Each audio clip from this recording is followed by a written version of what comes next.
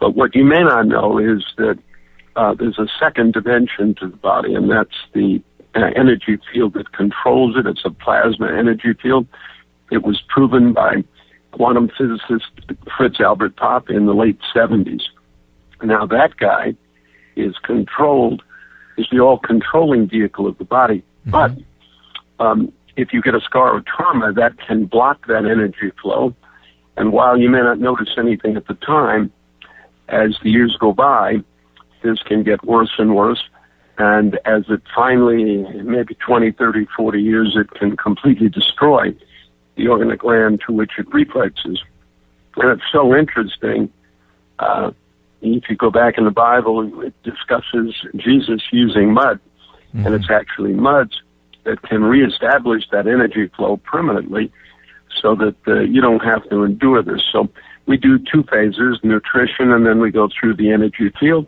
And I think it's a revolutionary thing, and I can tell you personally, it saved my life. Wow. So, yeah, I want to get really into this plasma energy field, as you call it, because this is just fascinating. This plasma energy field, from what I've learned from you, there is some sort of, your DNA locks onto the plasma energy field through a photonic exchange. Is that kind of the idea? That's right. In fact, the spectacular discovery of Dr. Fritz Popp was that the body emits light, and the emission of the light comes from the DNA, and it's the most coherent light ever discovered. And he proved that the cell actually communicates by light, not by electricity. Electricity, to him, is an artifact. It's a byproduct of the regular communication. And that's how phase-coordinated activities of the body at extreme locations occur with such speed. And yeah, he was the one who demonstrated that probably the greatest thing, the thing that made him ostracized for maybe 20 years, 25 years, was the fact that he showed you could not truly nourish the cell with anything other than something that had been once living. And at first, he thought the calories, you don't even need them. But after doing extensive study, he found that you need the DNA of the food to repair and maintain your DNA. Okay. And without it, your DNA may atrophy and may degrade. I can tell you that from antiquity, before the earth was modified, it appears reasonable that food was optional. And if you go into the ancient Hindu texts from India, the Vedas, they will tell you that in the very beginning, food was optional. It was a pleasure you could have or not have, but you didn't need to eat or drink. Wow. The energy field of the earth was so ideal. Then someone came along and built more than 50,000 pyramids.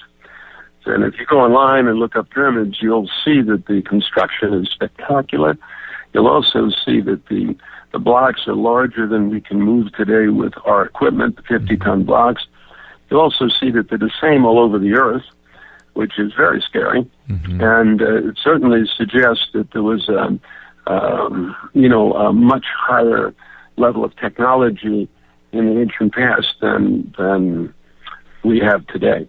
And they, by building these, we believe, they've altered the field so that now you can't, your little energy suckers in your body cannot get the energy it needs to maintain itself, so you have to maintain yourself with food.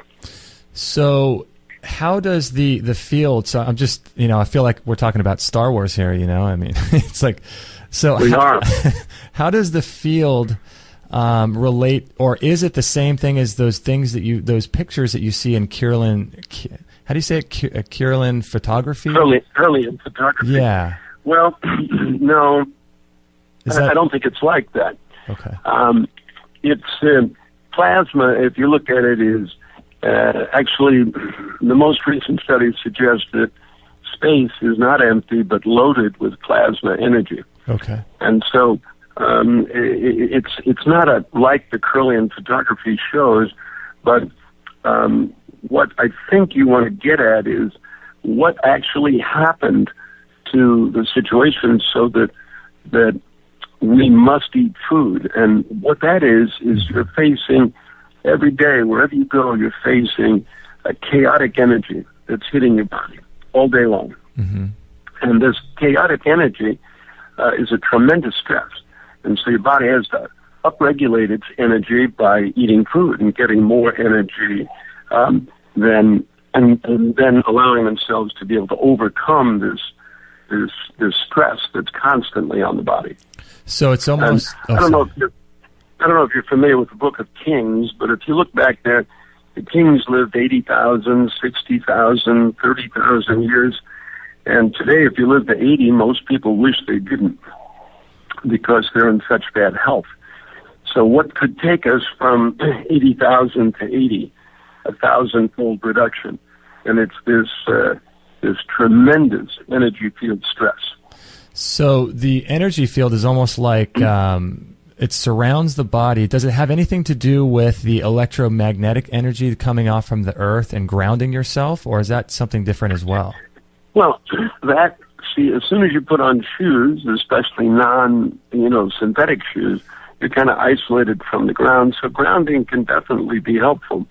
But that's not the problem. The problem is that you've got cell phone towers, you've got radio waves, you've got the altered cosmic energy, the unit of which is called the entroton, coming at you in a chaotic, disordered fashion, challenging your own weak energy field and at times disrupting your cell-to-cell communication.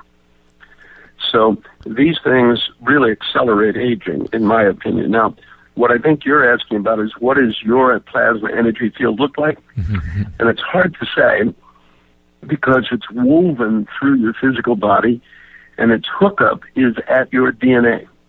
Okay.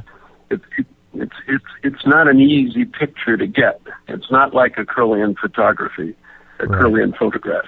Okay, that makes sense. So the way then, so aging, would that be some sort of like disruption in that biofield or something like that?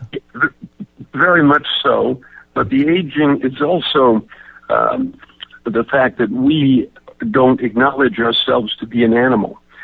See, we put on clothes and shoes, and we don't want to recognize that we're a mammal. Mm-hmm. And the price for that is we cook our food.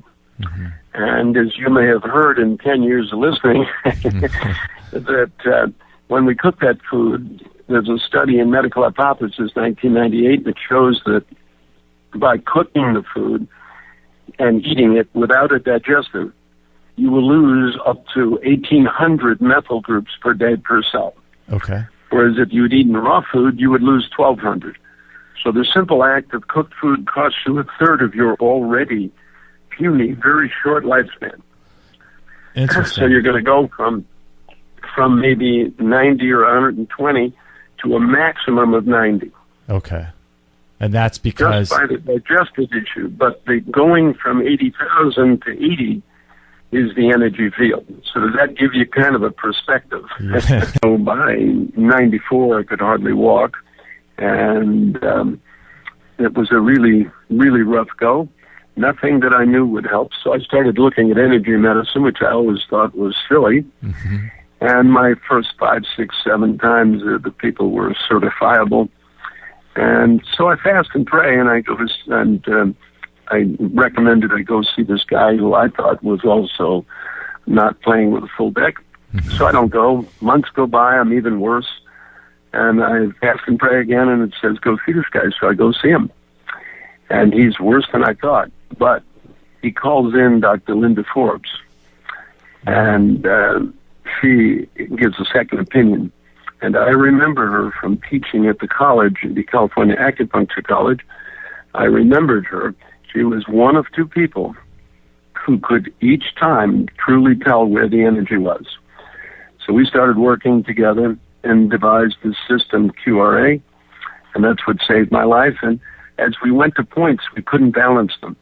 So we made up products that would balance those meridian points. And that's where our line has come from. So we developed a line of nutrients for organs and glands that have no animal glandular because it's lower cell resonance than humans. Mm-hmm. And we then began using the harmonics of plants to achieve the cell resonance, the ideal cell resonance for a human heart, brain, kidney, pancreas. And this took more than 10 years.